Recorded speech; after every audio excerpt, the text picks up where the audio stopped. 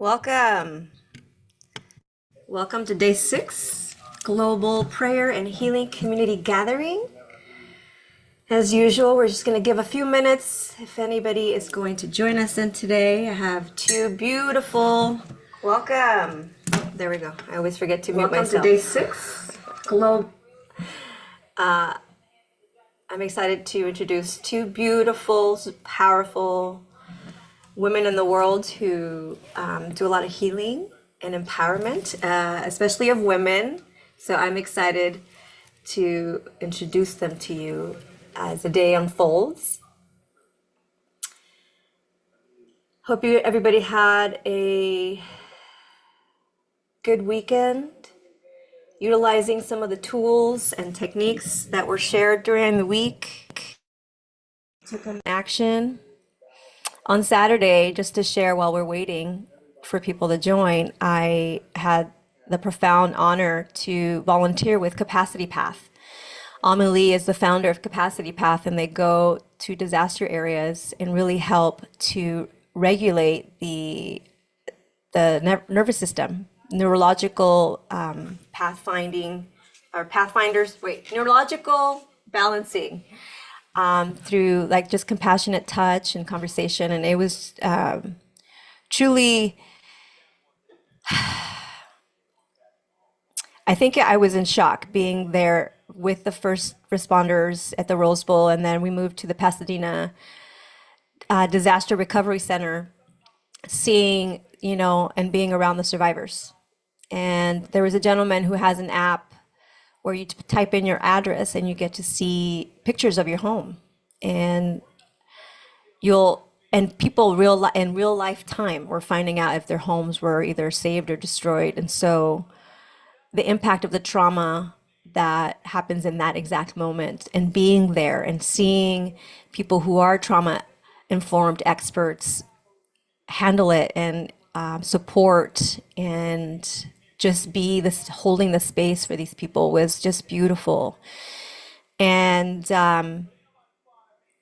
it felt fulfilling for me just to be in that space and know that their community is really coming together. And it was really heartfelt to see so many people volunteering their time and so many people really caring to help these people. And I think oftentimes it feels like there aren't people like that in the world. It feels like people don't care. It feels that way sometimes, but the truth is we do care. And it's unfortunate that sometimes it takes a disaster like this for us to see community coming together and feel the love and the connection and the oneness. But it's there, and you just have to look for it. And I think I said that a few times last week. And the love is there, the light is there. You just got to look for it. And so with that, I just wanted to welcome you today on day 6 again, January 20th, 2025. And just a report on the fires have been contained. The Palisades, I think, is over 54% contained. The Hearst fire is close to 80% or more. And the Altadena is also at 50, 60%. And what that usually means for us here is that we don't see a lot of smoke anymore. There's no active flames. A majority of these fires are either small or they're smoldering. And the firefighters come in there and just make sure that the smoldering fire, the smoldering gets taken away, distinguished. Because a tree's root can smolder for weeks and catch fire again. So this is the part that is the diligent work that the firefighters are doing tirelessly on 12-hour shifts. So just saying a thank you so much for the first responders. And they're very humble. The first responders, it's their job. They see it as their job. They really truly believe that the volunteers that come in to do this are the true heroes. So it just goes to show you, even the heroes don't feel like heroes. They just are doing it because it just seems like the right thing to do. So thank you to everybody and everybody who is either on the ground or in prayer or donating or doing anything to be of support during these times. And let me just mute the sound. Here we go. All right, so Let me welcome you. I'm so grateful you have chosen to be here today. This gathering is a sacred space, a space to pause, to breathe, and reconnect with the power of love, compassion, and community. It's a space where we can come together as one, holding each other in prayer and offering healing to ourselves, our community, and the world. In these trying times, when grief, loss, and uncertainty feel overwhelming, spaces like this are not just important, they're crucial. So we need reminders of our shared humanity, of the light that still exists, and of the strength that rises when we come together. This place and space where you are invited to release heavy emotions and find peace. In this space, you honor your feelings while opening your hearts to hope and resilience. And you're invited to join in our prayers with your prayers and intentions with others, creating a ripple of healing that reaches far beyond this call, far beyond today. Before we begin, I want to invite you to take a moment to set your own intention for why you're here and for being here. What do you need most right now? What are you ready to release? What are you hoping to give or receive? Now hold that intention close to your heart as we move forward together. Know that you are not alone. You are a part of a global family united in love, light, and hope. Let's begin this journey with open hearts and a shared purpose to rise together, stronger and more connected than ever before. It is time. Thank you for being here. So one of the things that, first of all, I was called to wear this peacock feather, and I was interested in finding out why I was like called to wear a peacock feather. I don't often wear these earrings, and I looked up the spiritual meaning. And now, if you guys know anything about spirit animals and animals, there are animal medicine out there. A lot of the times that's the way spirit and God speaks to us and answers our questions and gently guides us. And if you know what they mean and what their messages are, it really helps to start grounding yourself that you're on the right path. And maybe if you're not on the right path, what you can start to do to get on the right path. So the peacock often symbolizes beauty, pride and royalty, transformation and spiritual awareness. Its vibrant feathers represent 1,000 eyes of the divine wisdom, particularly associated in the Hindu goddess Lakshmi, and is often linked to concepts of resurrection and renewal due to its annual molt and regrowth of feathers. And in some cultures, it's also a symbol of protection and vigilance. I thought that was so befitting, especially the word renewal. One of the things that we heard my friend Maya present on Friday was fire is a chance for rebirth and renewal and regrowth. So yes, it's not a coincidence when you listen to your intuition. A lot of times there are messages there, and listening and just getting curious. Really, there's answers when you start seeking.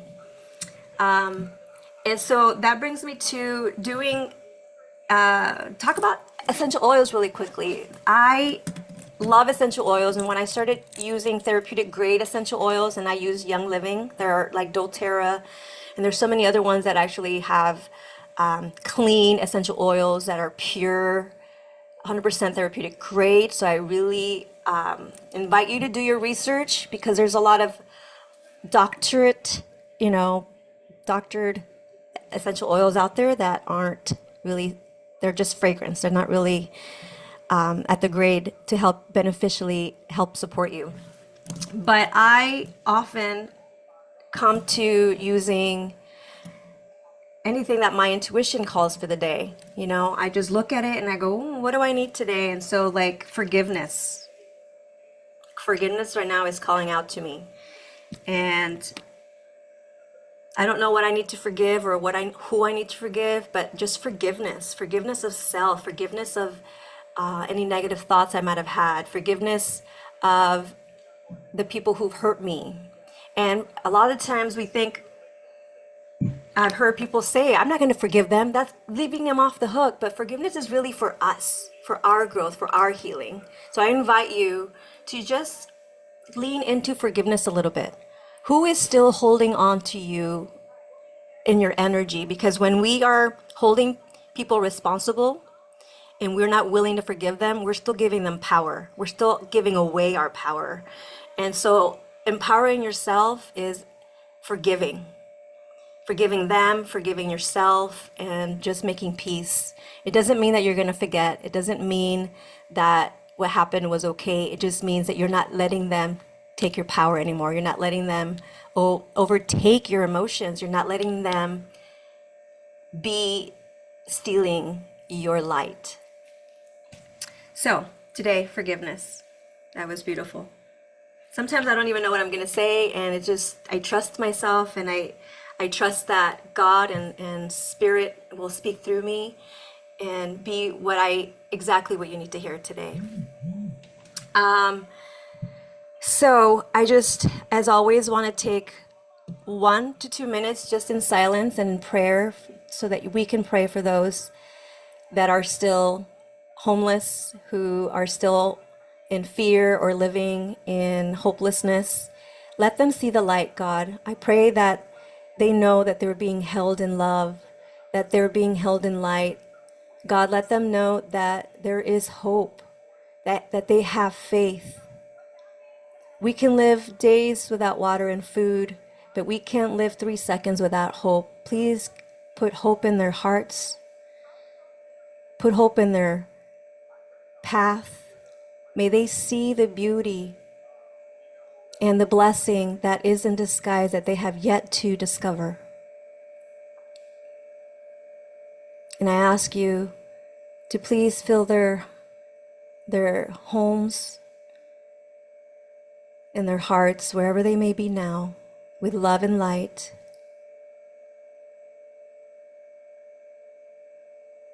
And I ask you that you allow them to expand and open their hearts so that they can receive. Sometimes it feels hard to receive, so I ask you to make it easy for them to receive this love, to receive our prayers, to hear and know that they are held and that they matter and that we love them.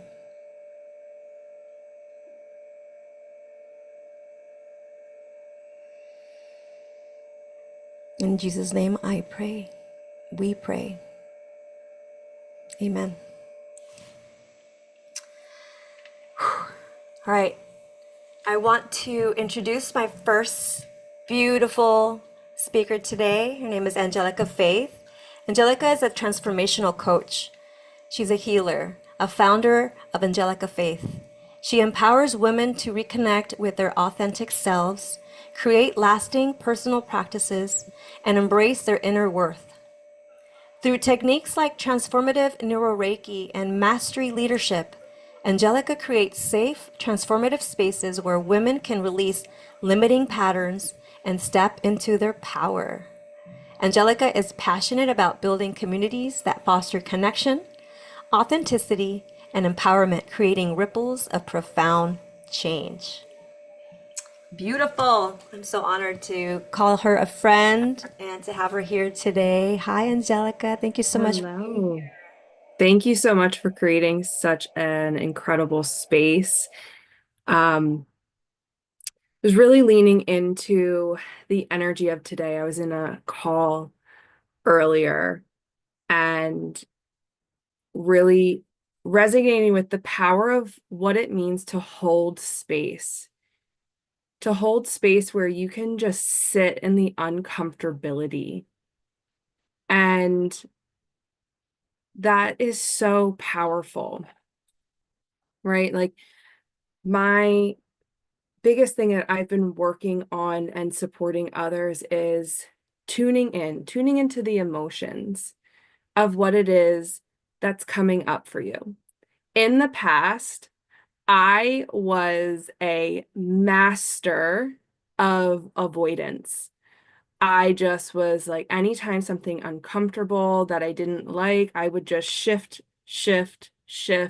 into something. And I realized that that was avoidance, that was numbing.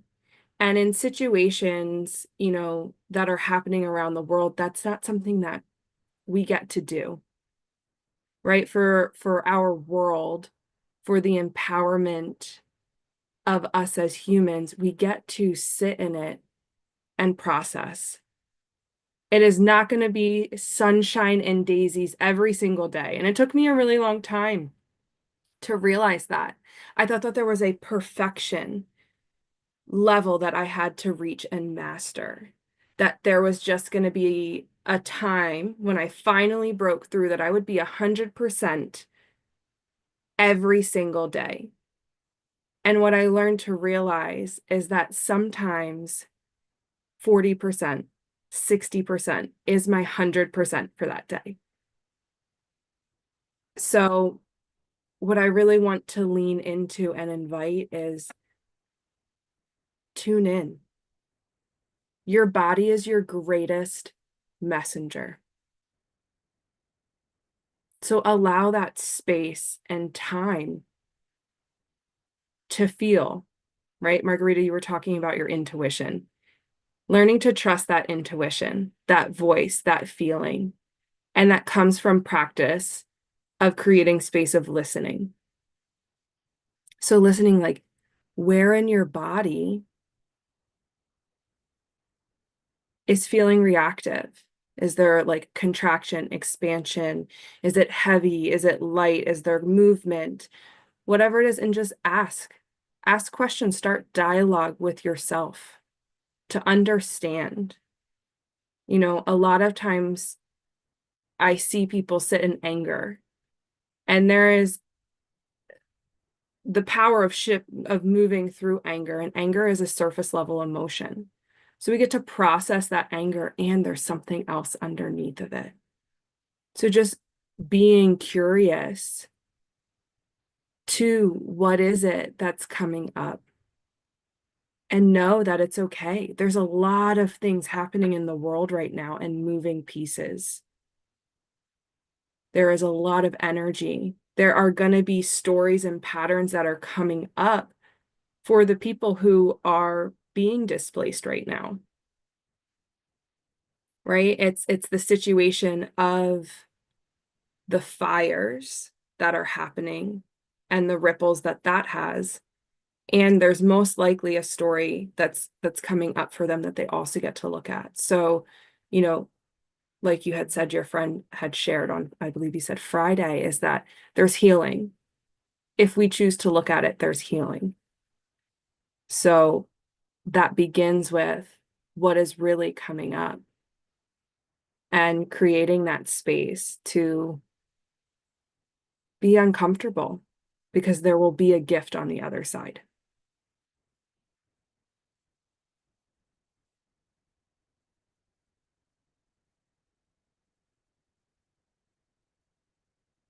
I see you nodding. No, I'm taking notes, my friend. Yeah. Some beautiful wisdom you're sharing. Yeah. So something that I am that I've created, it's this is a little sneak peek for a workshop that I'm doing, is an acronym for trust. So I'll give you a little sneak peek. So we have the T, which I already started in, is to tune in, right? We went into that, of tuning into your body and creating that space. So from that place of tuning in, we get to move to R, which is release. We get to look at and release what is no longer serving us. And in my workshop, there'll be tools and a process that I'm leading into. And when we talk about releasing, especially emotions, there are 3 tools that you can use to process emotions.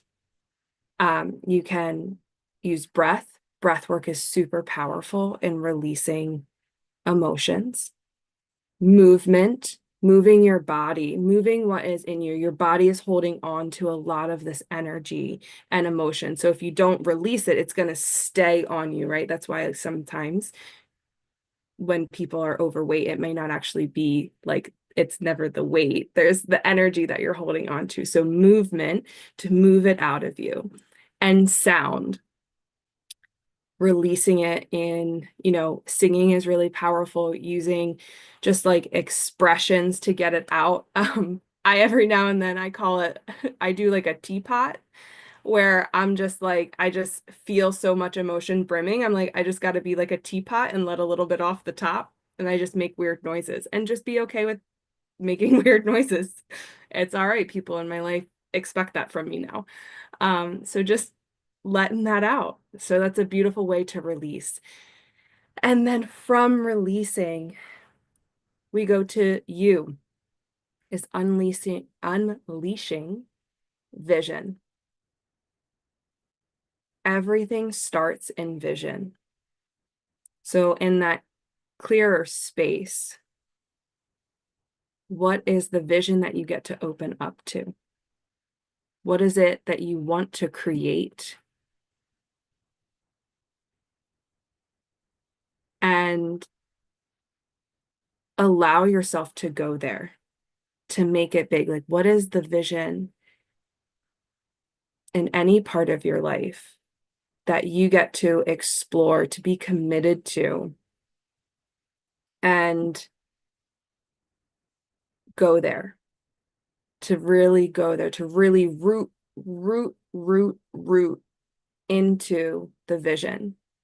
And I have found that when you have a powerful vision, when you are so committed to your vision, there is nothing that is going to stop you from reaching that. Yes, there are 1,000% will be setbacks, or what is perceived as a setback. And it's always generated for us to grow through. So, from you of unleashing vision, we step into S. S is speak acknowledgements.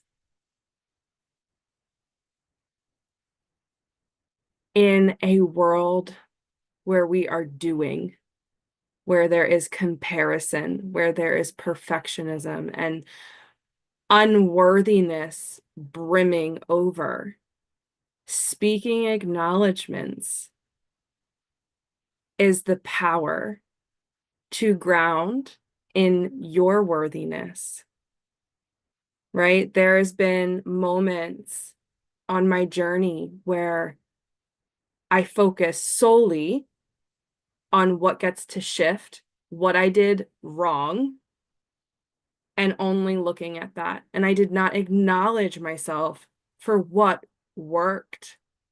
And the beautiful thing is that there is always something that works. So starting the practice of speaking the acknowledgements first. What are your superpowers?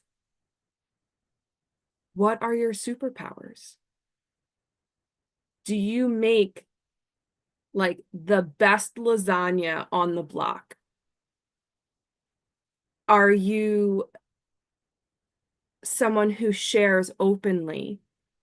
Are you a good listener?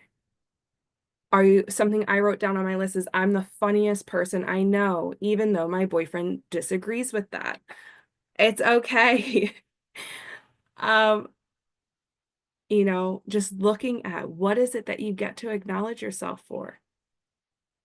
I acknowledge myself for making it through very dark times in my life, for the friendships that I have made,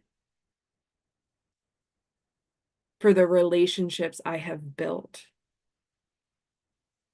and beginning that practice of acknowledging, speaking the acknowledgements. And as you get to acknowledge yourself, you get to acknowledge others.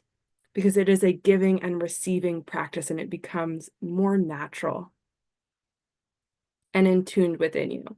And you will begin to see the relationship with yourself, your worthiness, your vision, how quickly you are in possibility shift. And then that takes us to our final T, which is take action. Take action. I like to say take creative action also.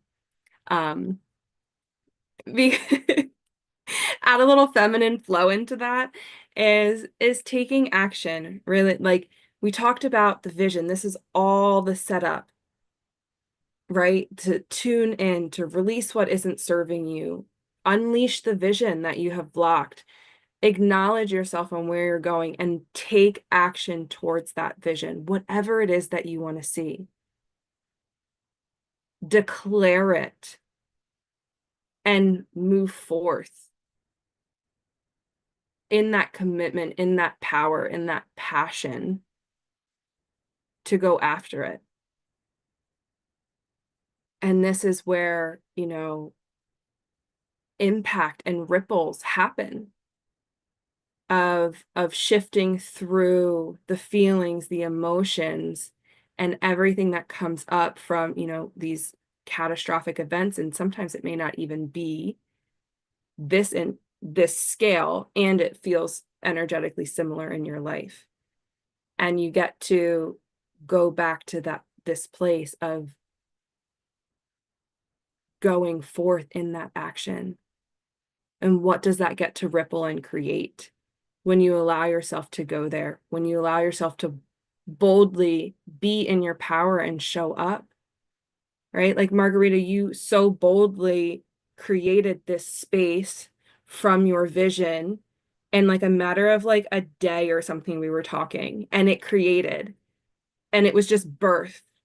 And that is power. Those are ripples.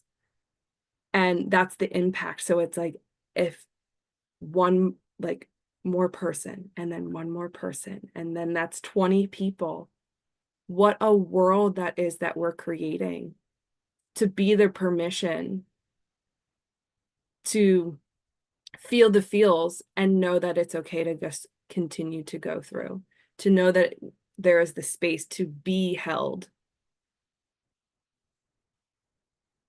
And that's just, that's the vision I see and I've been experiencing. And I'm like, that is what I want everyone on this earth to experience, the power of being held in uncomfortability for the matter of humankind. Yeah. I'd love to know what's coming up for you.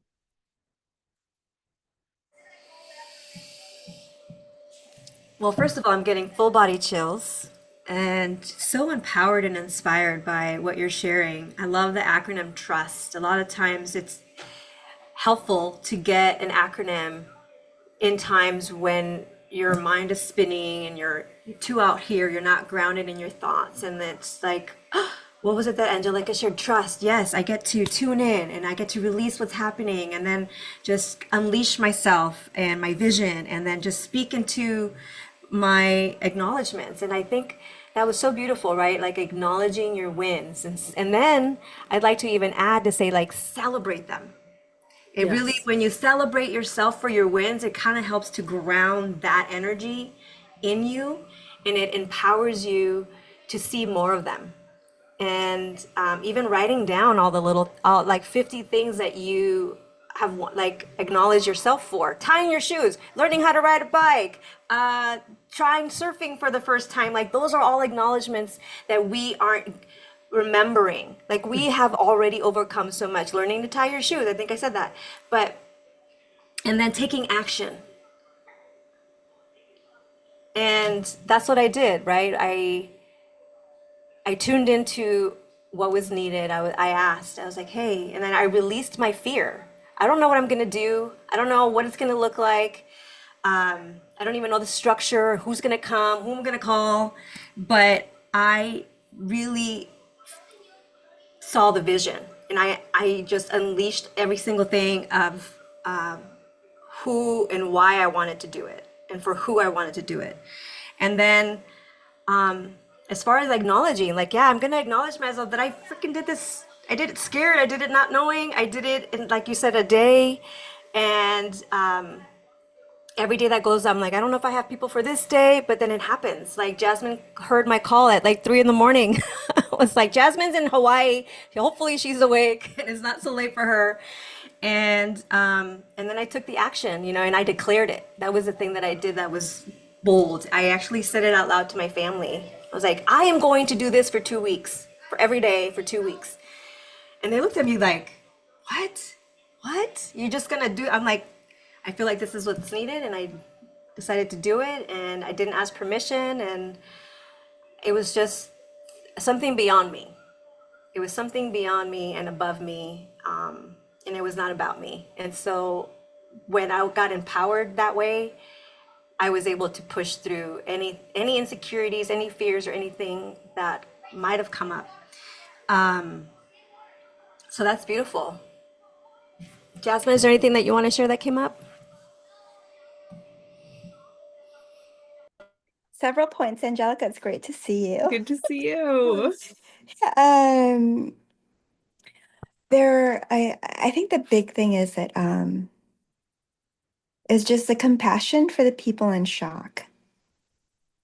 Because there's so many different parts. Like when we're working with someone injured, or we're working with our injured humanity, there'll be different parts. And I love how Angelica's trust is something that can apply to all the different elements, whether you lost everything in the fire, or you are having to watch from afar feeling helpless, like I wish I could just do something. Like is there, I'm not a firefighter, like, but what can we possibly do, and what can we send?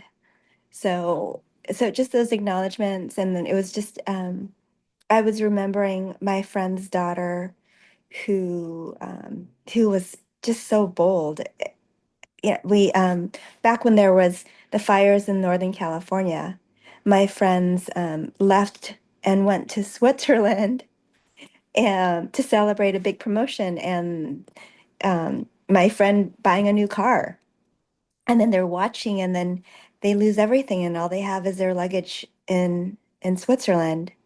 Um, and we had this somber mood, and I just remember my friend's like 17-year-old daughter standing up and saying, I'm doubling down and I am claiming God's blessings over me. This is going to come back tenfold. And she says, I trust my father, and I trust it's coming back. She says, anything, all this that was stolen from us, it's coming back. It's coming back. And she says, and I'm standing for that. I was like, that was a vision. And that was acknowledgement and trust. And she shook us all up. I was like, she's 17. And then I even remember the younger sister saying, yeah, mom just bought a Maserati and it's burned to nothing. And her mom was like, we don't talk about that. And how all of that, like what's really being built here? At the end of the day and at the end of our lives, what are we left with? And what do we leave? And even the visual, I got this visual too of panning out to what happens when we pan out and we see the world as a blue ball again, and take another breath and just be glad and grateful that we're on the blue ball together.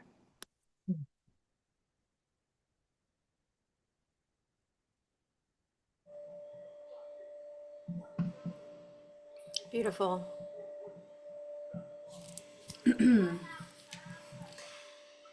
Anything else for us, Angelica? Um, Was there a time for you that you really felt that you had to lean into trusting?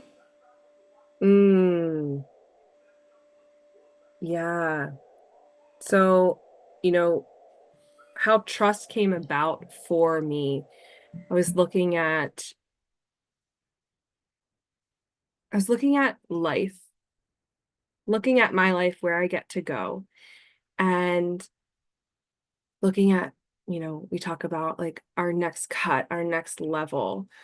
And something that kept showing itself to me was doubt and unworthiness. And I'm just like, okay, I see it. And what's underneath of that? And what came forth was trust. And I said, great, I understand the word and a concept, but like, what does that mean? What does that look like? Because, there's a part of me is like, I don't know how to do trust. Like, I don't know how to do trust. I don't know how to be trust. Like, and so I got to dive in, and that is what supported me in creating the acronyms of trust. And looking at my life, I saw from a childhood standpoint that I lived a life comparing. I lived a life that was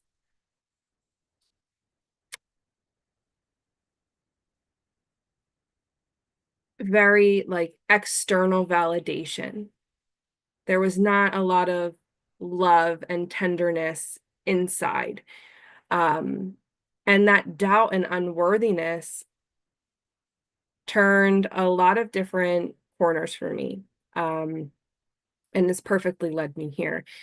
And without that trust in myself and my power and in my voice, it led me to a place in my 20s, in my mid 20s, where I was at a point where I was going to end my life. And there was a voice. I had struggled with depression and self-harming, and it just got to this place where I was like, I'm gonna either end my life or something gets to shift. And there was a voice that says, you get to be here. You get to choose this path. And I had no idea that then I would be living this experiential life so I get to give it towards other people. I get to create these spaces. So that was the first moment where I tuned in to the intuition, to the power within me, and trusted that had led me on this journey of being in my power and continuing to choose my power and my voice, right? When we all show up in our authentic selves, when we are fully in that moment of just alignment to our power and our voice, the shifts will happen. The world will come together. And that's the vision that I hold, because I know the power of being in a place where you do not know how it is you're going to move forward, where you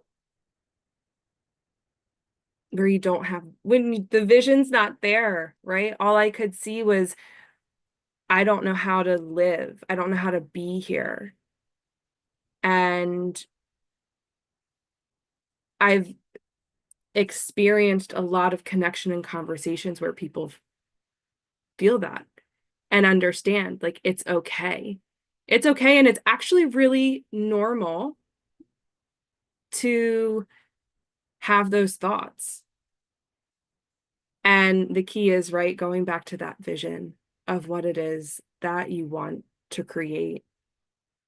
When you have a place of nothing, right? I had, had moments of not knowing where I was going to live. And then where I got to be creative and take action to move forward, and really knowing, right, whatever it is, your higher power it is, or God, universe, spirit, the divine, that I am divinely guided. And the gift of being able to look at, well, how has this served me? How has this served me? What is the learning lesson I get to move through, grow through from this. And if there is no good and bad, then what is it? Right? Like, I don't have to carry the shame. I felt that really deeply right there. Yeah, I don't have to carry the shame of whatever the past is. That you can set that down.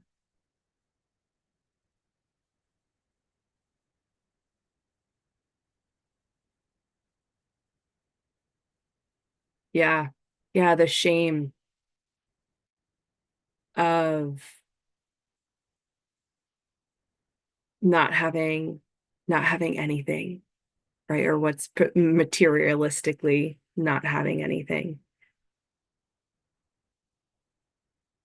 Or that you need to ask for help.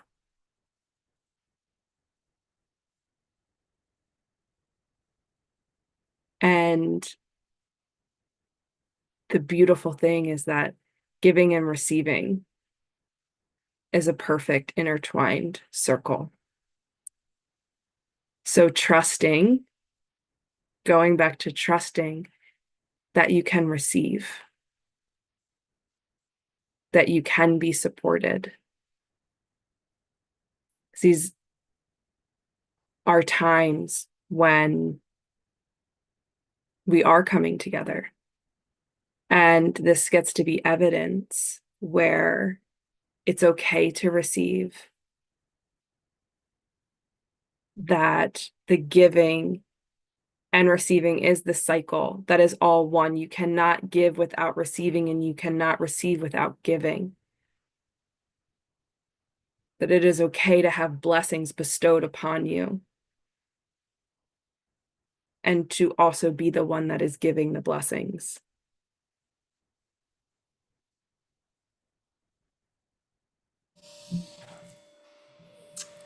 I love this. And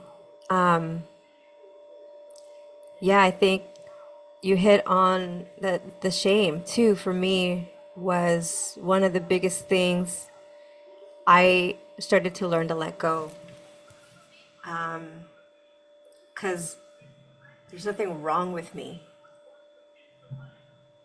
And recognizing that, even though the world was trying to say that I do this and I do that, and I can come off this way and I can come off that way, and it's not in my best light. I think it's human nature, right, to feel shame and blaming yourself. And that low vibration is not a space where light enters. There's no healing in that space. And it was forgiveness. Here it goes again. It's funny, right? It's never accidental. It's all perfectly divinely orchestrated if you just lean in and trust and have faith. And giving myself grace with the forgiveness when I make mistakes again. Allowing the grace to come in and fill my heart, and then releasing. Releasing was not serving me anymore, right? That's your R. Mhm. And those are literally the things that helped me move the needle forward in my healing. But first, I chose life, just as you did, my friend. And it was leaning in and asking, tuning into what really was the calling, what really was the purpose, And I realized that everything I've endured, everything that I've experienced, all the hardships, all the pain, all the hurt, all the failure, all the self-sabotage, all the doubt, all of that is serving me because now we, right, all can be here in our purpose through the pain because of it. Because it's not happening to us, it's happening for us and through us. And it's hard to see when you're in the middle, right in the middle of it. It's hard to see the bigger picture. I think Jasmine talked about coming up here and really seeing it from above, like an eagle's perspective. And if we could just take a moment to see it in the eagle's perspective of like, how is this serving me? Right? I think you said that, Angelica. Like, what is it? What is there here for me? And just to share a story of one of the survivors in the fire, she told us a story this weekend where she needed contact lenses because she didn't take her contact lenses with her and they burned in the house in the fire. And so one of the volunteers told her that a company was giving away free contact lenses. So she's like, oh my God, amazing. Let me go get these free contact lenses. She goes to get the free contact lenses. They're like, I'm sorry, we can't help you because your prescription is so out of date. Go see an ophthalmologist. Ophthalmologist gave her a free checkup. They found out she had a detached retina in one of her eyes and like something else. And they gave her surgery. They said, if you didn't come in now, you would lose your eyesight. You would have lost your eye and your eyesight.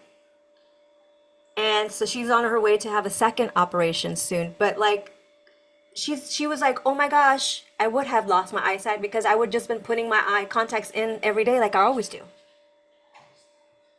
And so when you lean in and you listen for those miracles and you listen for those blessings in disguise, you start to see that it looks horrible, right? I'm not taking away the pain because it's a real loss. It's a real devastation. But don't get stuck in that space for too long. Start to look for the miracles, start to see the blessings, start to, just like you shared with your friend, Jasmine, about she's choosing to see the blessings. She's choosing to see that what's coming down the pipeline is going to be tenfold and more aligned, perhaps, with their vision. Because it's in these times that we start to ask the questions and start to why? But it's not really more about the why. It's like, how can you show through resilience and strength and be better on the other side and come off stronger on the other side? And it starts with acknowledging that you need help. There's no shame in that. There's no shame in that. I'll say it one more time. There is no shame in asking for help. We call it lone wolfing. When we notice some of people in our community lone wolfing, we call them out. They're like, hey, are you asking for help? You don't have to do it alone. And I could have hosted this whole 2 weeks by myself, but I don't want to do it alone because there's power in numbers and there's just more love in community. And I felt empowered to showcase the beautiful gifts that the community does have to offer. And to give people an opportunity to come in a generous space of light. And it has been a humbling, inspiring experience, to say the least, and how many people have just been like, oh my gosh, yes, I want to be there and I want to help support in any way I can. So when you feel alone, just look to your side. There's someone there. There's going to be someone there. You just got to trust. And you got to trust yourself. And give yourself grace. Give yourself grace. Yeah. Anything else, Angelica? Or we good? How are you feeling about? That feels incredible. In your last share, just one more thing before I wrap up. I was in the work of leadership, and something came up for me is that I always in the past told myself that I didn't have a vision, that I wasn't a visionary. Like it wasn't, I'm tuned into some of I start in chakra work, and I was like, my third eye's I always used to get headaches. It was a thing. And what I uncovered was that I am a visionary. And up until that point, the reason why I hadn't embraced it is because I thought I had to do it all by myself, that I had to do everything. And that is directly, for me, from what I see, tied into the receiving piece. Is because I didn't know how to receive. So I didn't know how to receive the support. So in my head, I created stories and patterns where I had to do everything. I generated and created that in my life where I was doing everything. And when I realized that, it was so freeing because I knew that there was people around me that wanted to support, and I just got to practice turning to my side and being like, hey, I'm not sure how to really say this right now, but I could use some support. I don't know exactly what support, but like, can you just like be here with me? And for those of you just starting to break the pattern of lone wolfing, it can seem so daunting. And I want to invite you to just continue to practice. We as human beings, especially as women, are meant to live this life together in collaboration. So there are people waiting for you to support you. It's just in our human nature. So it may seem challenging, and it's going to take practice, just like riding a bike. And then one day you'll be riding the bike, flying down the road, feeling like you're flying because you practiced. So this is just the invitation to turn to the side, to ask for support, because there are people in the wings waiting for you. So thank you so much for this space, Margarita. And thank you for that beautiful invitation. That was a beautiful invitation to leave it there. Just look to the side, because we're there. There's so many people in your life just waiting for you to ask. They're probably going to be like, I thought you'd never ask. Like, don't be surprised if you get those responses. I was, so just trust that you have people. Trust that you have people who care, who see that you matter and that you're worthy, even if it's hard for you to see it for yourself. Because for the longest time, it was hard for me to see it. I kept looking for evidence of why I wasn't good enough. And then when I shifted to looking for evidence of all of the ways that I was showing up powerfully and all the ways that I show up generously and loving, and hearing people say things to me and how they see me showing up, I started going, wow, instead of rejecting it, I was receiving it, opening up to receiving. And then once I started doing that, I was empowered, and then I started doing it for myself. So it is a practice. It is it's like a new muscle, a new habit, a new pattern that you want to get started to break the old one, and you need to replace it with a positive one. So with that being said, Angelica, truly an honor. And I love that you stepped into your power and trusted yourself and released the doubt, because, my friend, you're powerful. So thank you. Thank you. And with that said, I am excited and honored also to introduce my next speaker. She is my personal buddy and a good friend of mine. And she does so much for the community. And I'm just so grateful that she literally, like a couple hours ago, was a yes to coming on. So I just want to honor you and acknowledge you for that. We have Dr. Jasmine here today, Dr. Jasmine Teresa Esguerra. She is the founder of Pure Wellness Love and the Well Made Foundation. She's a mother to 3 adult daughters and from a lineage of healing women. Her healing journey and style is called Living Love. I love that. She moved to Maui the summer before the pandemic and flew home to Maui from a Los Angeles work trip the day after the Maui fires. She's happy to share and pay forward wisdom she's learned from being on the islands and watching as Lahaina rebuilds with aloha. I just love the aloha spirit, and I love their sense of oneness with nature. And so I'm just so grateful to have you here today, Jasmine.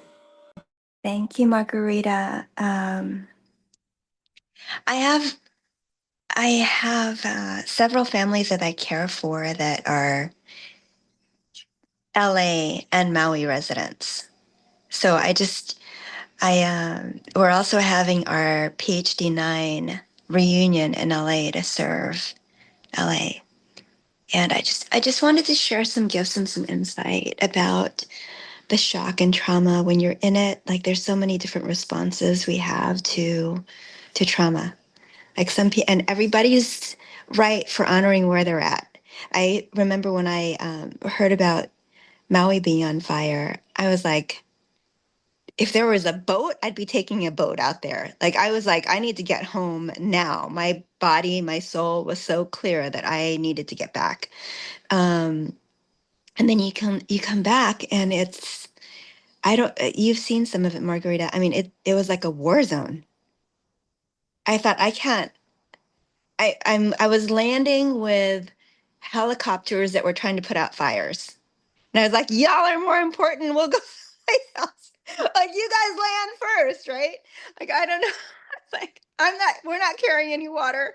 Um and um and and just knowing that just the very night before, because I flew on the 9th, that everyone who was set to go to Lahaina on flights, they slept at the airport. So they had hundreds of people sleeping in the baggage claim areas, like all this stuff. And then you find out that there are all these people living that were floating in the ocean. They said that it was like 8 p.m. they get in the water. It's 2 or 3 a.m. before they're out of the water, and it was a flash.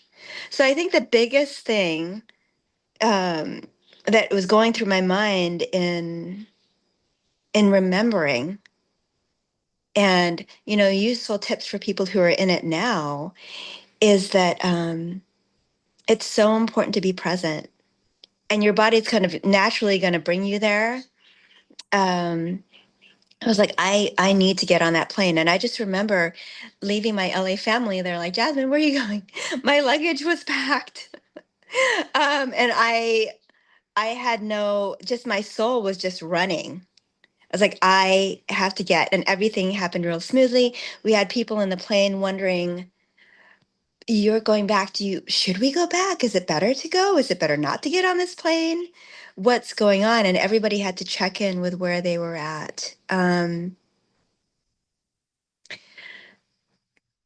When we're in the middle of trauma, and we were speaking about how we felt alone, even times that we felt when we talked about wanting to take our lives. I think everybody's been there. So there are different stages in trauma or development or being. And like they say, the difference between illness and wellness is the difference between I and we, right?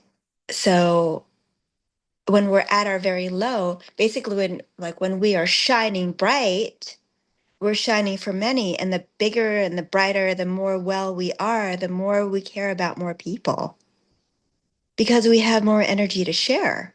You're like, I got so much access. I care, just like you stepped up and you were like, I care about my city. Like this is my hometown, right? That was the same heart that I have. I was like, what? That's my hometown. I don't run away from that. And then there are people who, I mean, for whatever reason, I've been there. I've been here too. I tandem nursed two daughters while in chiropractic school. And I still remember this part. I was so skinny and I was nursing from both breasts. And I still remember elbowing my daughters because they were looking at my food on a plate too. And their hands were going into my plate. And I was like, oh, no, no, no, no, no, no. This is my food. I was like, even if I have to eat it with my face and without hands or utensils, I was like, food has to go in for food to continually be sucked out, or we're all going to pass out. Mom's going to fall over, right? So there is a point, like you think about the continuum. When you feel all alone, it's because you only have enough energy for you. Keep that for you until you can give more, right? It's like the tree that doesn't have any branches yet, right? You don't start chopping up at your trunk or your roots and be like, you want, because will this feed you? If you feed them with that, you'll have nothing left for you, right? And it's not even edible. You're just like, you gotta be like, can you just wait until I have some fruit? I promise you it'll be worth it, right? So it's just acknowledging the different stages, the different steps. Oh my gosh, dear. Yes, I'm gonna message someone really quickly because I'm just checking something really quickly. No worries. And while you do that, I just want to say, oh my gosh, illness and wellness is the difference between I and we. That Yeah. landed so powerfully for me. And Yeah. it literally is how it's spelled, I and we. And Yeah. it's so interesting when we can focus out after doing the work in, right? Yes. When we can focus out and ask for help is when we fall into the wellness. I love that. Yes, and then acknowledging because in the illness, sometimes like it actually gets smaller and smaller and smaller if you don't replenish yourself. So some people come in, patients, and they're like, it's just about this fucking shoulder. It so irritates me, right? So they're not even their whole body. They're just like, it's just the part about the part that is messed up, right? And that's when we go more and more and more and more and more into survival. Um, this is where it's a both and. You're important and other people around you are important. And that sometimes it takes that pooling of resources. And it blew me away what I saw on Maui. Like all of a sudden we had 24-hour shifts. You know, it was like an outpouring of food, clothing, everything that you need. And sometimes it takes that panning out of like, let me just take, it's like imagine that, you know, you were talking about vision when we're so focused on the magnifying glass, right? We forget about the satellite dish. They both are coexisting, right? If your home burned down, it's okay to be like, Mom, can you take me in Florida right now? I just can't, right? Replenish and then come back when you're full. Right? So there are people who are wherever you're led to go, just honoring your authentic self and being there now. And we have something that we learn in my original training. It's called network care, and there are the 12 stages of healing. And definitely in just addressing this, I feel like it's relevant. The first stage that sometimes is so difficult for people is to admit that we need help. Right? You could be the most qualified firefighter, but you're not meant to firefight alone. You're not going in there like with one tree. You can't handle that hose by yourself, right? I mean, and so taking a step back and focusing on like what's the best I can do and what's useful, right? So if the best thing that you can do is like some Vegas show and now is not the time to have a show, you're like, okay, until then, or what can I do with these skills? I'm not afraid to talk. I can enunciate. People can hear me and discern me well. How can I use that skill in this scenario? Maybe it's just to calm people down. Maybe there are people who, oh my God, it was so beautiful on Maui.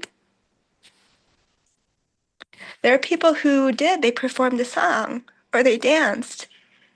And it was like the most soothing balm that you could bring to a community that was in so much pain, right? Like in a moment, hear me dance or see me dance or hear me sing.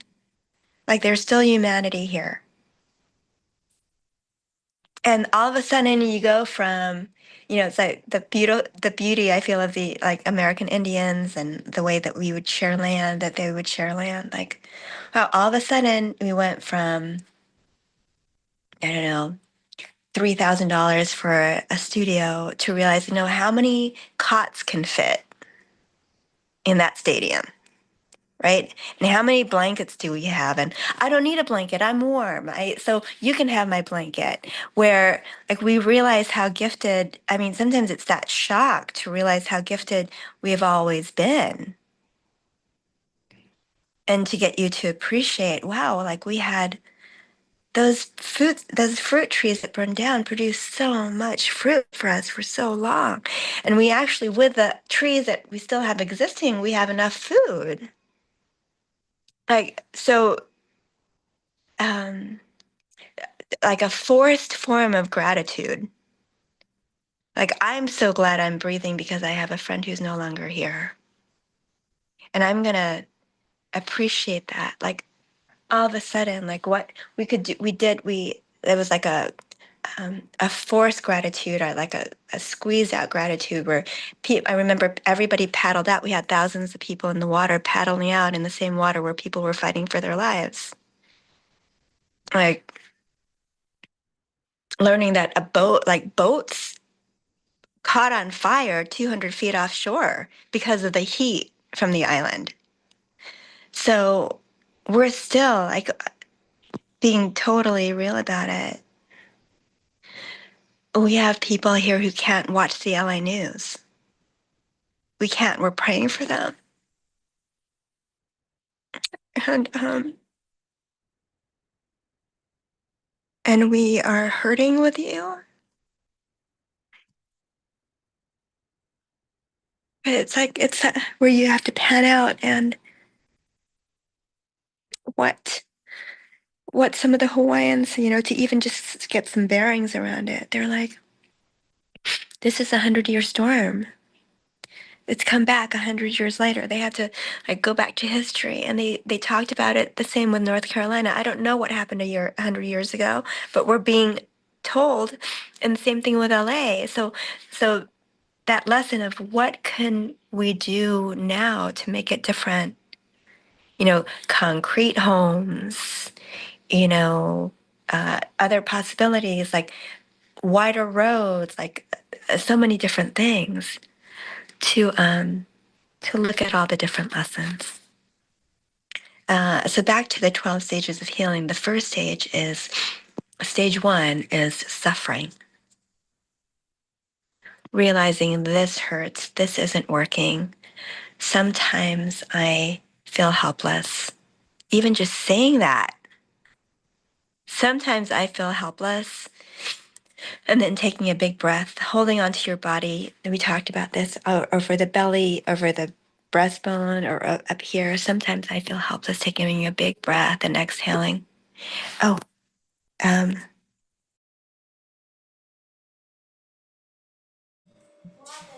Sorry, I think she accidentally hung up and dropped the call.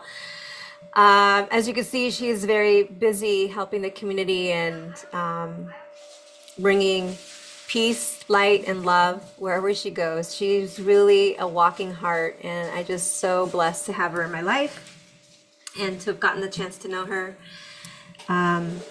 But some of the things that she said that I want to just hit upon again, waiting for her to jump back on, is like, what are the lessons, right? Learning from our past is key. If this is a reoccurring thing and 100-year pattern, like, what are we doing that we're not listening to the lesson? So learning our lessons and then rebuilding and coming back stronger is really the key, right? We have Jasmine back. There you go. You're kind of sideways though, my friend. There you go. I am so sorry. I have people who are calling who need me right now as far as care. So I am going to um, record the 12 stages of healing and actually connect with some of our Maui people here who are helping on the ground and record something. I'll record 2 hours that you can share. If it's okay, that it's not live right now, but it's the best that I can do, and I feel like it'll be really resourceful. And I can hop back on tomorrow. I had forgotten about this Monday that I have something scheduled right now from 9 to 10. Will that work for you? Can I hop on tomorrow? Yeah. Yeah, either tomorrow or Wednesday. Wednesday definitely will give you a little bit more space if you wanted to come Okay. that day. So I can just come Wednesday and then I'll record today what I wanted to share. great. I apologize about No, this. I did let people know that you help a lot, and so I'm just grateful to you for what you do and helping these families. Thank you for being here. I'm so honored that Thank you you. I love came. you. I'm very proud of you. Love you. Okay. Bye. Okay, my friends, I want to touch on some of the beautiful takeaways that I got from today's call is definitely tuning into your body. What do you need? Where are you resisting? Where are you holding on? If you really, when you're feeling anger, frustration, stress, overwhelm, a lot of the times we have that like a constriction that happens in our body. And if we don't process that feeling and we don't release that feeling, that tension, that energy that's where you're holding the energy, it can create this dis-ease and imbalance, blocked energy, blocked emotion. And if left there for many, many, many years, it can actually develop into some sickness, an illness, a chronic pain. For instance, just to share about shame, because that came up today. I was struggling with sciatic pain early on. When I was in my early 20s, I started experiencing sciatic pain on my right side. And anytime I would work out, especially if I would go on a run or work really, do like legs a lot, really intensely, like I always tend to do, I would have a flare up in sciatica. And I was just like, well, I fell down from a roof and landed on my feet like a cat when I was 11. And I landed mostly on my right side. And so I was told that I would have issues. And I just, was like, well, it's the fall. That's what I'm feeling, the fall, my injury. And it manifested maybe like 12, 13 years later. And so the pain started getting worse. And then it wasn't no longer just sciatica, right? It was kind of like it would go away and it would come back. And then I got pregnant. And then I got pregnant 3 months later with my second child. And it was in that second pregnancy that I started experiencing severe, like my whole leg to the top of my foot and to the toes, pain. And I had the doctors look at MRIs. I had acupuncture. Nothing. They could find nothing wrong with me. I had x-rays, everything. There was like, there's nothing wrong with you. There's no herniated disc. There's nothing. So I don't understand why you're in such pain. You should just keep stretching, because that's what I was doing that time. The only thing that would give me a little bit of relief was to just stretch my leg. And eventually it started just being isolated in my hip. And when the injury started isolating in my hip, it was like chronic, every day, getting worse and worse and worse and worse. And this was like 2018, 2019. Horrible pain. And then we were in 2020, and I'm sitting there crying in so much pain. My husband would see me every day. Like I would use like a yoga ball or something like a tennis ball, that harder ball, and I would put it in points that kind of would help relieve the muscle. But nothing would make the pain go away. Nothing could make the pain go away. And I was sitting there in pain, and I finally asked the pain in my hip. And I tuned in to my body, and I asked my body, what is going on? What is this pain? Like, what is causing this pain? And what I got was that I was still holding on to some guilt. And I was like, guilt? I feel like I released some of the guilt. What's the guilt about? And the guilt was about, not being there for my sister when we were young and protecting her. And then, so as I was leaning into the guilt, I realized that it was actually more like shame. I felt that there was something wrong with me, and I was holding on to shame about my relationship with my mother, the relationship with the men in my life, some of the places and situations that I put myself in because I didn't feel worthy or good enough. So I in that moment, mind you, my hands were on my hip, and I was holding my hip, and I was saying to myself, it's okay. Forgiving the child version of myself, And I had my eyes closed and I was calling to the younger version of me and forgiving her, allowing her to forgive herself, releasing the shame, letting her know that it was okay, that she can let go, that she did her best, that she knew how in the moment, and that now I have more awareness, more healing. And I asked her to come with me to the now.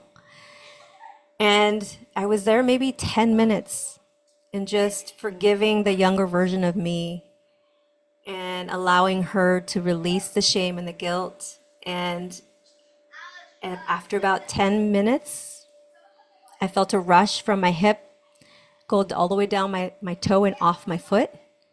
And I swear to you guys, the pain dissipated. It was gone just in an instant. It was gone.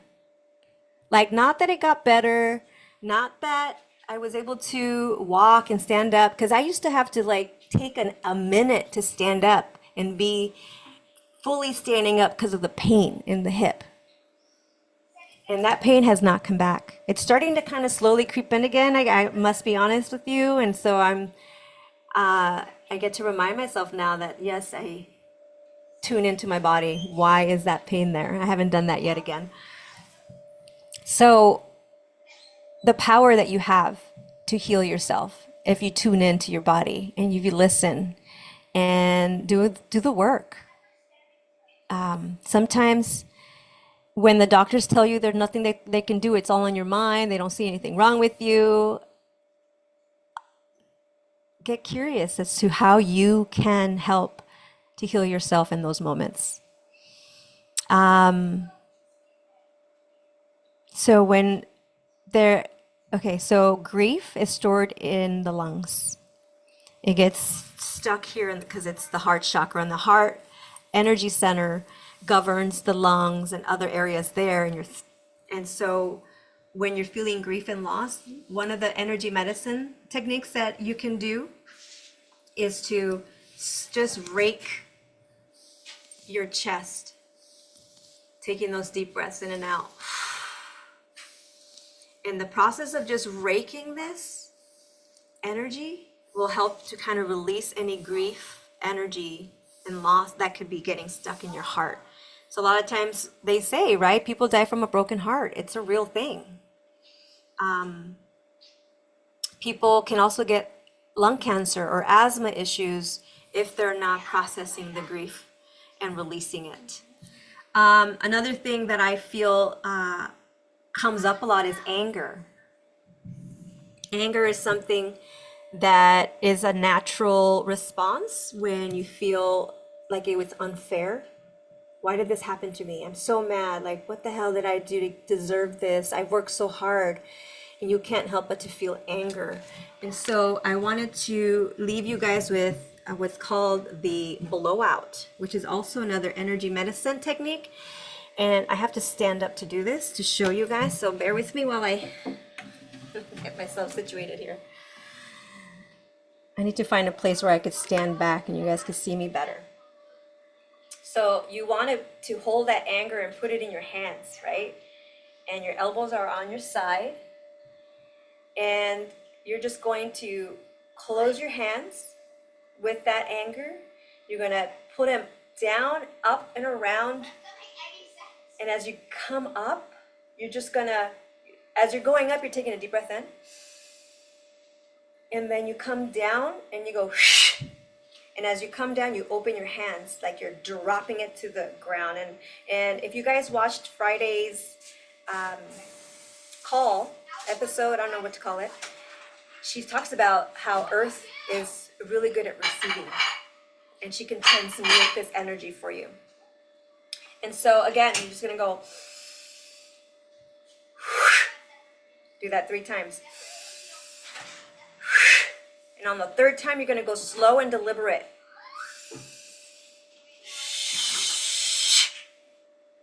And do it as many times as you need to let go of that anger. And every time you do it, imagining, letting, and releasing that anger. Okay?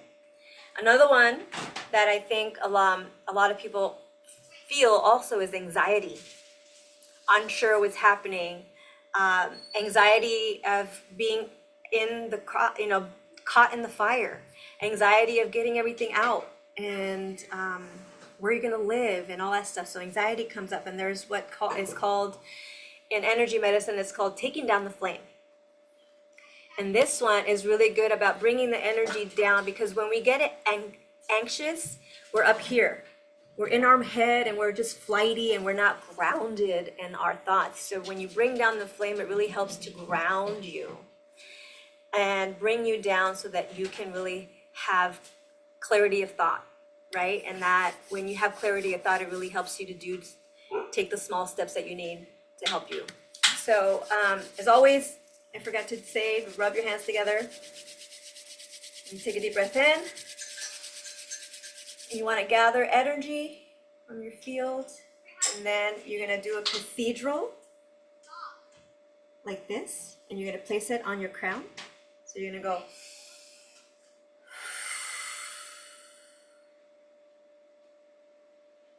another deep breath in, into the third eye.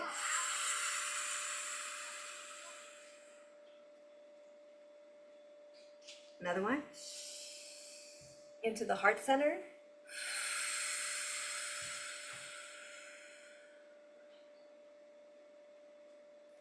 Another one. In the belly button.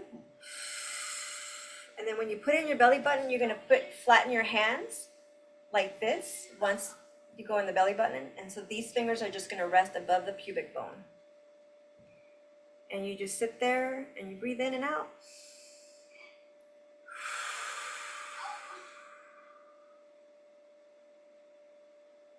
And then you can also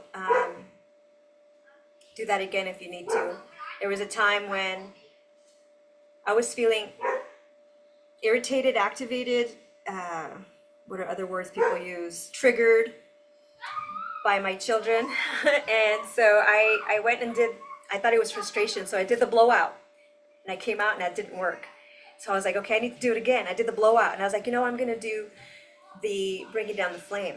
And it was actually the anxiety. I was in an anxious state that was causing me to not be able to respond. And so I was reacting to my surroundings. And so I went back in the room and I did bringing down the flame. And I'm telling you, it worked. And I was able to come out. So I really invite you, in the moments of feeling the anxiety, the overwhelm, the stress, the fear, the anger, do these energy medicine techniques so that you can firsthand witness the power that they really hold, and just get curious to try it out. Like, what do you have to lose? There's no contraindications. It's not going to hurt you. It's only going to help you. And if nothing else is helping you, just get curious about doing it, trying it out. Right? Nobody has to see you. You don't have to tell anyone. No one has to know that you did this thing that maybe for you feels woo-woo. So, and if you're in the middle of having a fear or panic attack, remember, you can do the fear tap. So it's right between the finger, right? Right between these, there's those tendons, and you just put it on your heart center and you tap as you do a deep breath. See, this feels awkward to me. I like to tap with my dominant hand. I remember I was with my friend and she was telling me, I don't know why I'm feeling like I'm having a panic attack. Like I'm starting to get really panicky. And so I had her do this, and she did it. And she was just like, oh my gosh, I'm feeling better. It took seconds for her to start feeling better, and it calmed her energy down.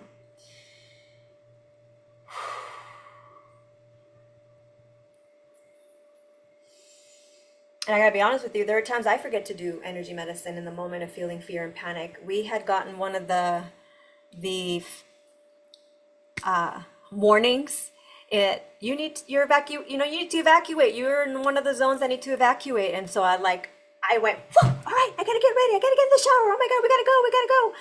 And I started panicking, right? And of course I tried to lie to my husband later and go, I wasn't panicking. I was reacting. He's like, yeah, no, you were freaking out. And I was like, yeah, okay, I was.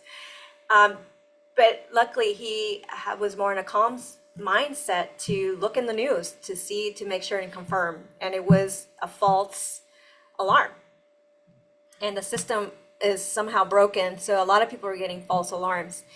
And that creates a lot of anxiety and a lot of fear. And then also a little disconnect, right? So just don't forget to always check those, because you never know. You don't want to do the whole boy cried wolf thing, you know?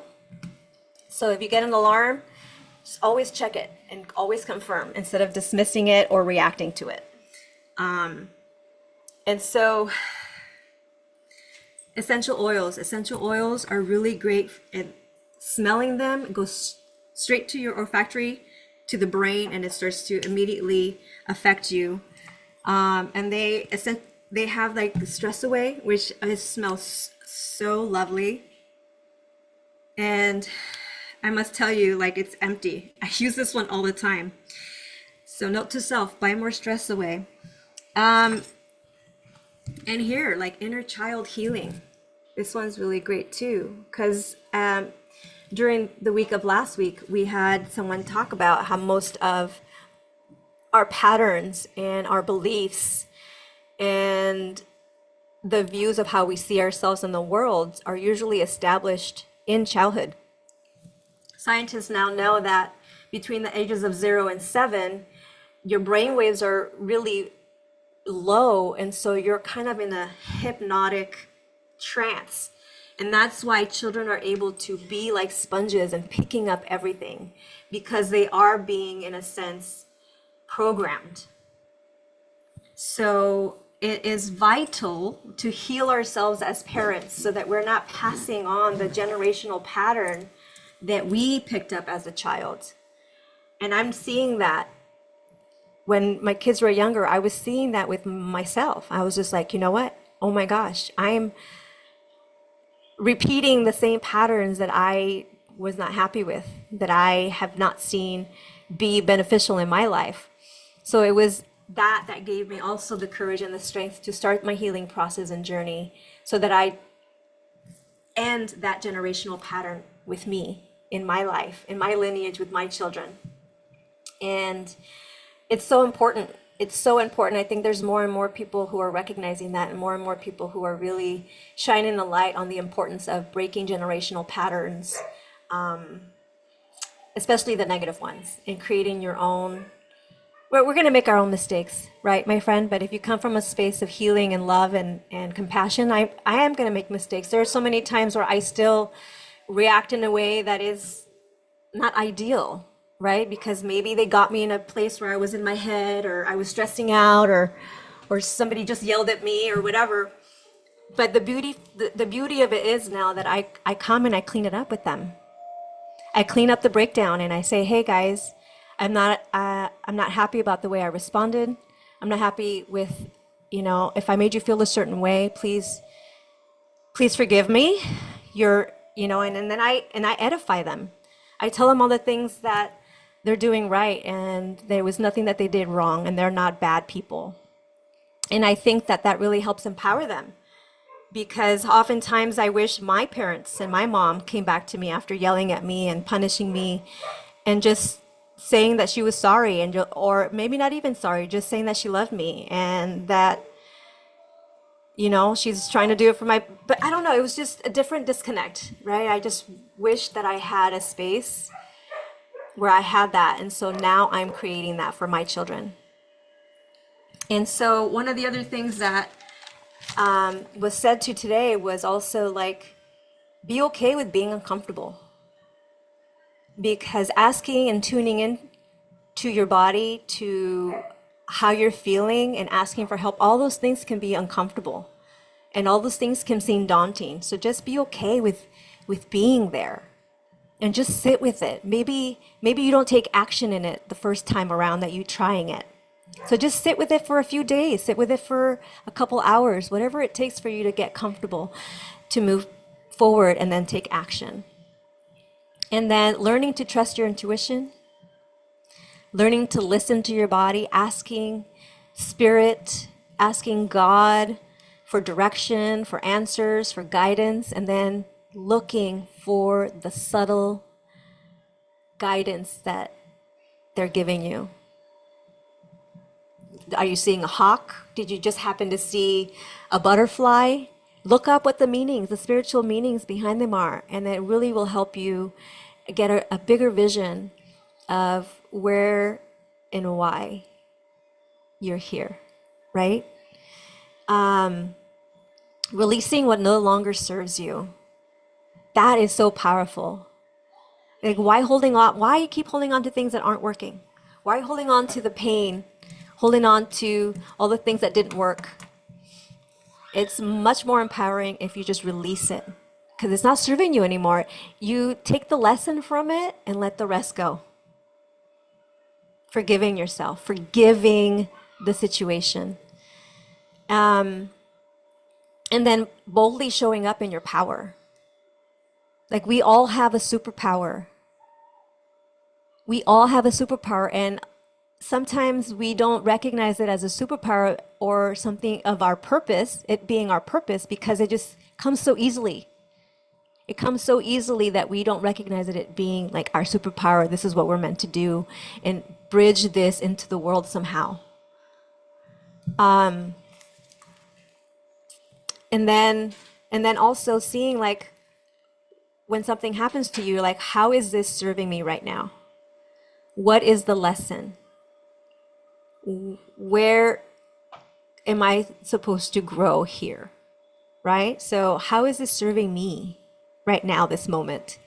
Getting curious and asking those questions. And then having patience. Having patience with yourself, having patience with others, but most importantly, just have patience. It will reveal itself in due time. Everything is in divine timing, and just having patience and then trusting and having faith. So the acronym again, to trust, is to tune into your body, release what no longer serves you, unleashing your vision, so get clear on what you want to create, and then speak acknowledgments, share your wins, and then celebrate them. What worked? And then taking action, take creative action. I love that she added the creative. And then declare it. Declare that that is what you're going to do. And you don't have to carry the shame anymore. You can release the shame. Shame is one of the lowest vibration energies. And when you're in a low vibration, you invite other low vibration individuals or spirits, entities, whatever you want to call them, to come in and puppeteer you, manipulate you in some way, and inviting more of that kind of energy to you, because you're not protecting yourself and your energies when you're in a low vibration. So the key is to really start moving your vibration higher, infusing love, infusing compassion, being authentic. Authenticity is, I heard recently, is the highest vibratory energy there is, even above love. Speaking the truth, your truth, being authentic. Like, even like I said earlier, I didn't know what I was going to say. I didn't know why I brought my oils or what I was going to say about my oils. And I picked out forgiveness out of nowhere. And it's been kind of the through in the line for the rest of the call today, because I just trusted. And I trusted my intuition with that. And so the more you do it, the easier it gets, the louder your intuition gets. Meditating really helps to ground you in that intuition, because you're going inward. And if you try to meditation and it doesn't work for you, try others. There's so many other, there's walking meditations. There is like staring at a kaleidoscope, and their breath work can be a form of meditation as well. Visualizations, there are so many apps out there, like Calm app, the Lit Vibe app from Shaman Durek, I love, because he actually has activations in his meditation. And I just started using this Lit Vibe app for a while, I don't know, a few months now, and I'm already seeing such a difference in just the way that I'm showing up, and just the way that the world is showing up for me, and how quickly I'm able to shift. And it's just practice. And it is a practice. That's what they call it, a practice, because it is about practicing a new way of being to get a new pattern started. You're not going to change overnight. It's not a one and done thing, it's a journey. And so remember, just have patience, forgive yourself, release the shame, go inward, listen. What does your body need? Open yourself up to receive the love, ask for help. There are so many people in the community and in your circle that want to help you. They're just waiting for you to ask for it. There's no shame in asking for help. Vulnerability is a strength. When you can show up in vulnerability and your truth, being authentically vulnerable, it opens up space for others to feel not alone and to also show up in that same space. And there's power in that. There's power in that. And the more that we can show up in our truth and take the mask off, the clearer we'll start to see the humanity, the love, the kindness, the the fear of being alone. I think my experience has been, a lot of us we're all the same. We're all carrying around our fears, just wanting to be seen, heard, and to belong. And if this sounds like you, you're not alone. I think the more that you open up in authenticity and vulnerability, the more you'll start to see people share the same, and you're like, oh my gosh, that's right. Like, how often do you hear someone share a story and you're like, oh my God, I have something similar that happened? Or I have something that reminded me of that. I went through the same similar thing. And I think for the longest time, I kept dismissing my trauma, kept dismissing certain things that happened to me as a child, because I would always compare myself to other people's trauma.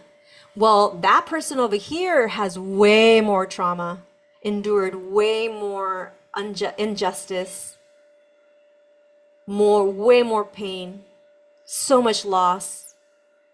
So I don't have trauma because my trauma does not look like their trauma. But the truth is, you can't compare yourself, first of all, to anybody. And I had trauma. Childhood PTSD is what my counselor finally said. And it wasn't until I acknowledged that my trauma to me was trauma and overwhelm and situations where at the time I didn't know how to handle, because I was a child or a young adult as well. It gave me the opportunity to start the healing, because it starts with awareness and acceptance. And so much freed up for me when I heard that. My counselor said that. I was like, oh my gosh. I kind of sat back and I broke down. I got to be honest with you. After the call, I just melted and had like a cry, a good cry. And that allowed me to release whatever shame or blame or hurt or pain that I was still holding on to, because I was trying to make it, I was dismissing it really. I was not honoring my pain. I was not honoring my journey, because I kept comparing myself to other people who've had it worse. So if this sounds like you, if this is something you've done, just remember, like, honor your feelings. Accept that it's okay. Because once you can do that, you are moving forward, and then you're open for healing. You're open to seeing the blessings. You're open to moving into a healing space. Asking for help, talking to a therapist, a counselor, trauma-informed expert, your neighbor, journaling, talking to yourself, talking to God. Whatever you got to do to release this heaviness that you're carrying is really the purpose for this call. The purpose for these 2 weeks is just to remind you all that there are tools and techniques that you can do to help release this. That you're not alone. That it's going to be okay. Take it day to day, step by step, one day at a time, one step at a time. I remember when I decided, when the fire warning zone got 5 miles away from my home, when it was the first day, and it was still like 60-mile-an-hour winds. It felt like hurricane winds over here. I've never heard winds this powerful before. It sounded like an alien monster out there, like just it was freaky, the sounds that the wind was making and how powerful they were. And so when we got that warning 5 miles away from our home, I made the choice to pack up. And deep down inside, I was like, we're going to be fine. But I didn't know, right? I didn't know. And I was not going to wait for the warning to pack. I was like, I'm just going to pack because there are things that you forget to pack that are important. And sure enough, that's what happened, right? It was like the third day, I was like, hey guys, do you have any like special mementos, things that you definitely want to keep and not lose? You know, and my son brought in his little Brady license plate that is this small, and like a couple pictures and a letter from a friend and this special pen that he has that he put away. But my point to say was the packing. I didn't know, and everybody was telling me that you're going to be fine. And I decided to pack anyway, because I was like, I survived the ghetto. I'm not going to go down in flames. Like, I'm just going to be ahead of it. And the point was, you can never be too safe, but don't live in fear. Don't live in panic. And I think I overreacted, but I was trying to stay two steps ahead. And for me, that gave me peace of mind. Knowing that I was packed, knowing that I had water in the car, knowing that we had some food packed to take and emergency kits ready to go, that gave me peace of mind. And so for me in the moment, that was what I needed to do for me. So I trusted my intuition. I told myself, I'm going to trust my intuition. My intuition is saying that I need to pack right now. And so whether that was because the fire was coming or that because it was giving me peace of mind, whatever it was, I listened, and that helps me. It helps me really stay calm and stay present. And I think we've heard that word many a times today and throughout the week about being present. Not worrying about yesterday and not focused about tomorrow. And I remember now my point. When I was packing, both my husband and my son, of course, the two males in the house, where we're going to stay. I was like, hey, we're not even in the warning yet. I'm just packing to be ahead of it. Let's just stay in the step we're in. Let's stay present with what the one thing we're doing. We'll figure out where we're going to go, if it ever comes to that. And I think oftentimes we're always thinking 3, 4, 5, 6 steps, and that's what creates overwhelm and anxiety. And so my point to say is just, right now, you might not know where you're going to live if you lost your home, how long you're going to stay in the shelter if you're in one, how long you're going to have to stay in an Airbnb. Allow yourself to be in the present. Take one day at a time, one moment at a time. Give yourself that grace so that you're able to stay clear-headed, clear-minded, focused, and you can be present for yourself and for your children if you have children. Some people are still having to go to work while they have kids with no schools to go to and no homes to come home to, but they still have to go to work. And so it could be overwhelming, but in this time, the focus should be in the light. The focus should be in having faith and trusting that you are divinely watched over and taken care of. So that being said, my friends, I wanted to spend a couple more minutes in silent prayer for those who are struggling, who are suffering, who are still living in fear, who are still in overwhelm. I ask you to calm their minds. I ask that they feel held and protected. I ask that they ask for help and that they don't feel alone.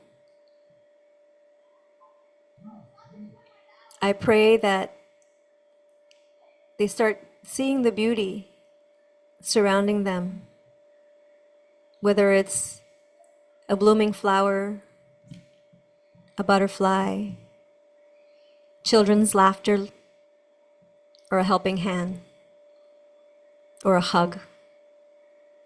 I ask that they take in that love and light and that it's tenfold.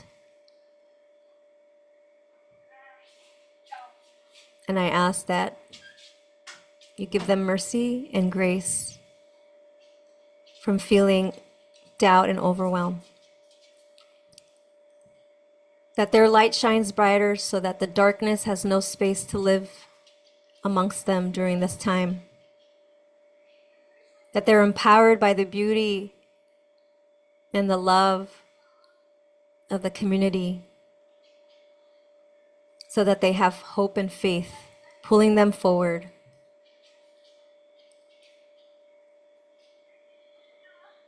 And I ask that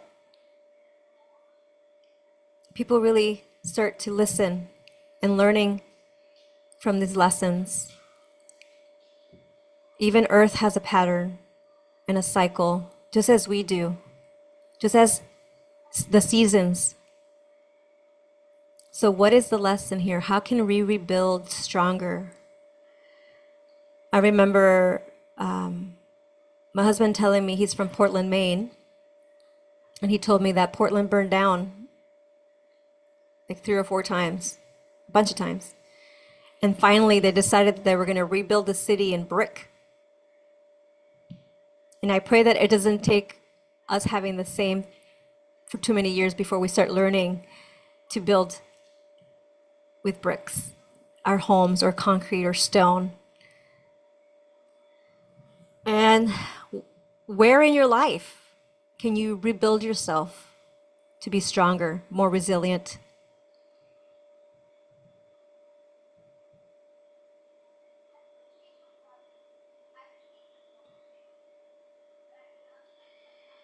It's not going to happen overnight.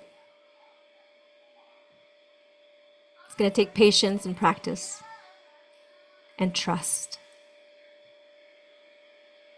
You got to jump in and trust that you'll learn to fly before you hit the ground.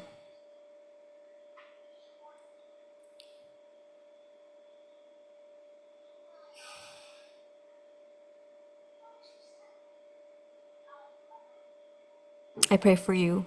I pray for all of you. I love all of you.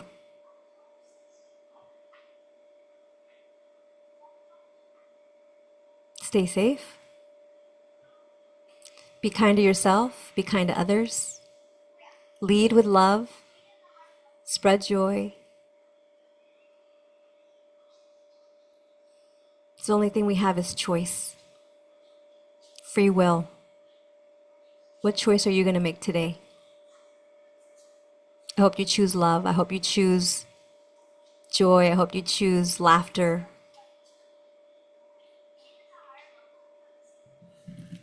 I hope to see you tomorrow. I hope that you spread the word and share this with your community. Then you're invited to come in live in the Zoom. It's powerful when you're in the room together. Sometimes things come up that you want to share. I'd love to have your insight. I'd love to have words of wisdom from the community. Until then, my friends, remember, light at the end of the tunnel. Power in numbers. Together we will rise. Lean into your community. You're not alone.